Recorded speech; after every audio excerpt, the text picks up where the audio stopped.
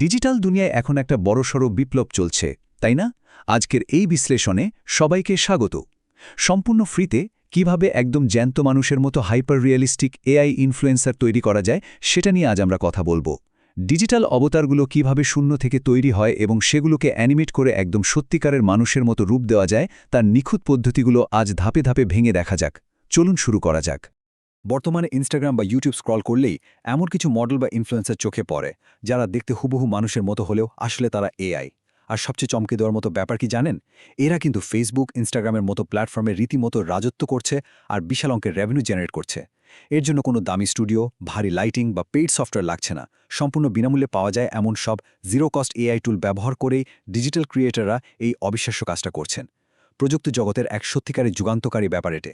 একটা ডিজিটাল অবতার তৈরির পুরো জার্নিটাকে আমরা মূলত 4টা ধাপে ভাগ করেছি। প্রথমে দি এআই ইনফ্লুয়েন্সার ফেনোমেনন, এরপর জেনারেটিং ফটো রিয়েলিস্টিক ক্যারেক্টার্স, তারপর পারফেক্টিং দ্য এআই ভয়েস, আর সবশেষে অ্যানিমেশন এবং ফাইনাল আউটপুট।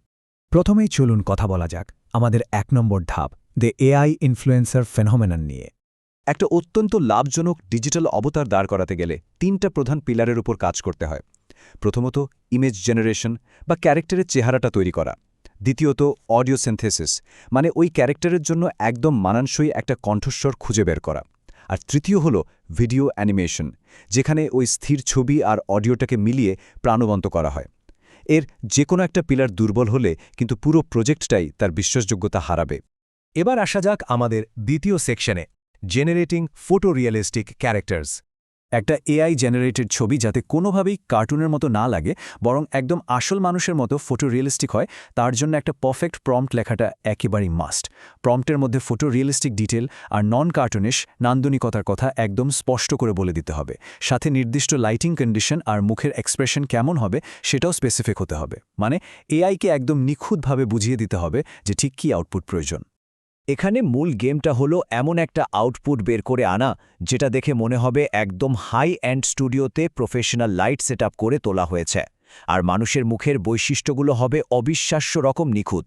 সবচেয়ে দারুণ ব্যাপার হচ্ছে স্টুডিও কোয়ালিটির এই দুর্দান্ত ভিজুয়াল বেসলাইনটা অর্জন করতে 1 পয়সাও আর্থিক বিনিয়োগের প্রয়োজন নেই, শুধু সঠিক আর বিস্তারিত প্রম্পট, আর তাতেই গেল্লাফতে।